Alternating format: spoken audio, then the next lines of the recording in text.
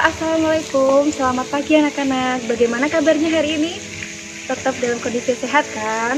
Alhamdulillah kalau kalian masih dalam kondisi yang sehat. Dan hari ini adalah pertemuan pertama kita setelah kalian libur semester kan?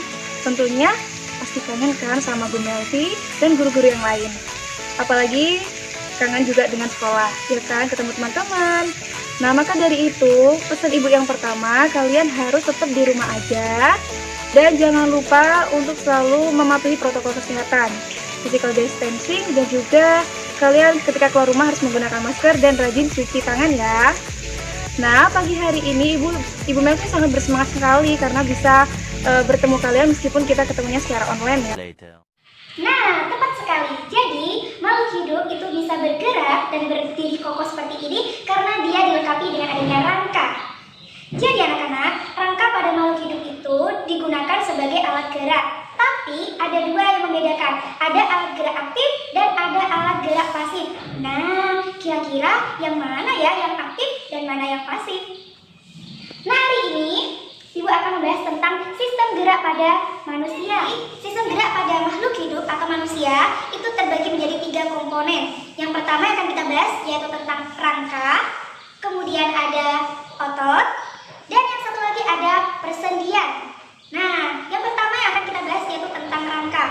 Jadi anak-anak yang digunakan sebagai alat gerak pasif, artinya dia tidak bisa berdiri kokoh sendiri atau tidak dapat digerakkan, yaitu adalah rangka. Ya, jadi rangka ini alat gerak pasif sehingga dia itu membutuhkan bantuan siapa? Yaitu otot yang bergerak sebagai alat gerak aktif. Sehingga dengan adanya rangka dan otot, maka makhluk hidup bisa bergerak anak-anak. Nah, selanjutnya yaitu mengenai susunan tulang. Nah, ini Ibu kasih contoh susunan tulang pada tulang pipa ya. Nah, tulang pipa itu adanya pada bagian paha, lengan, dan lain sebagainya. Nah, kalau kalian biasanya makan ayam, makan bagian pahanya, kalian lihat tulangnya, bentuknya bakalan seperti ini kan? Nah, jadi kalau kalian iris secara vertikal, maka di dalamnya seperti ini anak-anak gambarnya. Nah, pada bagian atas itu terdapat yang namanya epifisis, bentuknya yang bonggol, besar. Nah, di bagian dalam epifisis sendiri itu terdapat yang namanya tulang spons. Apabila diperbesar tulang sponsnya, bakalan nunjuk ke huruf yang B. Nah, di dalam tulang spons sendiri itu terdapat yang namanya pembuluh darah. Fungsinya untuk apa? Untuk memberikan nutrisi bagi si tulang. Ada juga di bagian epifisis yaitu compact bone atau tulang kompak. Tulang yang memiliki bentuk keras. Kemudian di bawahnya epifisis terdapat yang namanya badan tulang yang biasanya kalian pegang saat kalian makan paha ayam. Nah, itu namanya adalah diafisis ya. Di dalam diafisis ini terdapat bagian apabila ditunjuk bakalan ke huruf C. Ada apa itu? Yaitu ada sumsum jaringan lemak, sumsum tulang lemak, ya, yang memiliki bentuk kuning, sumsum lemak. Nah, yang biasanya kalian bisa makan. Kemudian itu adalah rangka anggota badan. Apa aja rangka anggota badan itu?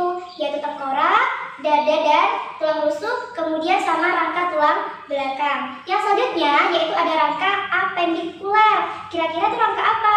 Jadi rangka apendikular itu adalah rangka anggota gerak. Ada apa aja sih? Yaitu ada rangka anggota gerak atas dan ada rangka anggota gerak bawah. Nah, selanjutnya yaitu bagian-bagian dari tulang tengkorak. Ada apa aja sih? Yang pertama ada tulang frontal atau tulang dahi. Kemudian ada tulang parietal atau tulang ubun-ubun. Selanjutnya ada tulang belakang kepala atau namanya tulang occipital. Dan ada tulang pelipis di bagian samping kepala yaitu tulang temporal. Nah, selain ada tulang-tulang penyusun tengkorak di bagian depan lakrimal. Kemudian ada tulang hidung yaitu tulang nasal. Kemudian ada tulang rahang atas dan juga ada tulang rahang bawah. Jadi rahang atas namanya maksila, kalau rahang bawah namanya mandibula. Nah, ini juga ada tulang pipi atau zigomatik sama. Jadi zigomatik ini bisa Kemudian ada tulang pergelangan tangan namanya tarsal dan kemudian ada tulang telapak tangan. Di sini nih ada tulang telapak tangan. Nah, itu namanya metatarsal. Selanjutnya ada tulang bagian bawah sendiri jari-jari. Nah, itu namanya adalah tulang falanges ya. Sebentar Ibu tuliskan tulang telapak tangan. Nah ini namanya tulang telapak tangan. Oke, sampai di sini dipahami kan?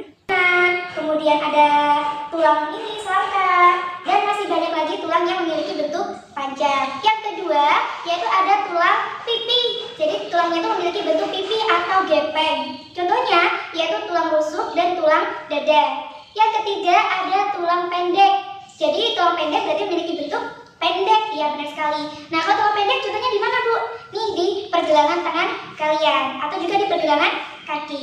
Yang selanjutnya ada salah satu tulang yang memiliki bentuk tidak beraturan. Artinya dia tidak panjang, tidak pendek, juga tidak pipi, tapi bentuknya tidak beraturan. Di mana ya? Tepat di tulang ayam yang seperti Ibu jelaskan. Jadi di paha ayam itu nanti ada yang namanya tulang rawan yang suka kalian makan karena kalau digigit itu kenyal-kenyal. Nah itu namanya tulang rawan. Nah tulang rawan sendiri itu memiliki warna transparan.